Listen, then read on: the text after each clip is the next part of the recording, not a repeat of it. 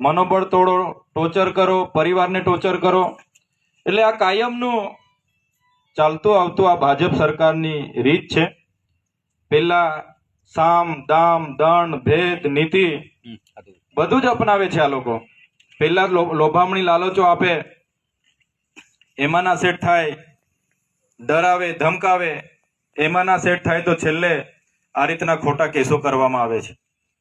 મારી જ વાત કરું, તમને બધાને કદાચ ખબર હશે કે નહીં હશે, મારી સાથે પણ જે વિસ્તારમાંથી મને 1 લાખથી પણ વધારે મતો મળીને મને એ વિસ્તારના લોકોએ ધારાસભ્ય બનાવ્યો, ત્યારે વિસ્તારના લોકોનું કામ કરતા કરતા ન જેવી બાબતમાં ખેડૂતો અને ફોરેસ્ટના અધિકારીઓ ઘરે આવ્યા, એમને સમાધાન કરાવી આપ્યું આપણે, અને સમાધાન કર્યાની જાણ ત્યાંના ભાજપના સ્થાનિક નેતાઓને થઈ.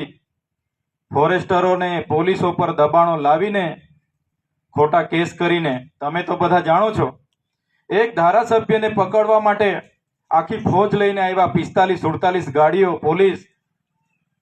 અને ધારાસભ્ય ત્યાં મારા પોતાના ઘર પર હું નહીં મળ્યો, મારા આખા પરિવારને લઈ ગયા. તમને ખબર હશે, મારા ધર્મપત્નીને લઈ ગયા, મારી બહેનોને લઈ ગયા, બહેનોના જમાઈઓને લઈ ગયા અને જેલમાં નાખી દીધા. બાદમાં આપણે પણ હાજર થયા. હાજર થયા બાદ કોર્ટમાં કેસ ચાલ્યો, અને કોર્ટમાં જ્યારે જજે કીધું કે ભાઈ એટલા પોલીસ પર એવિડન્સ નથી, તો ચૈતરભાઈને અમારે કઈ રીતના જેલમાં રાખવાના? આખા પરિવારને અમને જેલમાંથી જામીન મળ્યા, છતાં એ સરકારના ઇશારે પોલીસ તંત્રએ ખોટું એફિડેવિટ રજૂ કર્યું, અને એ એફિડેવિટના આધાર પર તમે જોઈ લો આ સરકારે કેવું કર્યું કે મને ધારાસભ્ય તરીકે મારા વિસ્તારમાં પ્રતિબંધ ફરવામાં આવ્યો.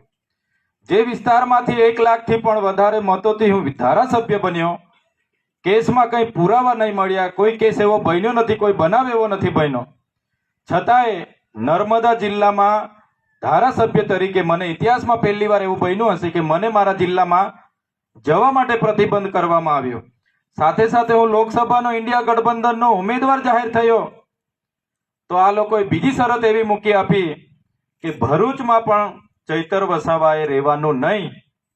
તેમ છતાં તમારા બધાના આશીર્વાદથી, ઇન્ડિયા ગઠબંધનના મહેનતથી ભરૂચ લોકસભા આપણે જીતતા રહી ગયા. જે લોકો 5 લાખની લીડની વાત કરતા હતા, એ લોકોને માત્ર 85,000થી જીતવા દીધા. આપણી બહુ મોટી તાકાત છે.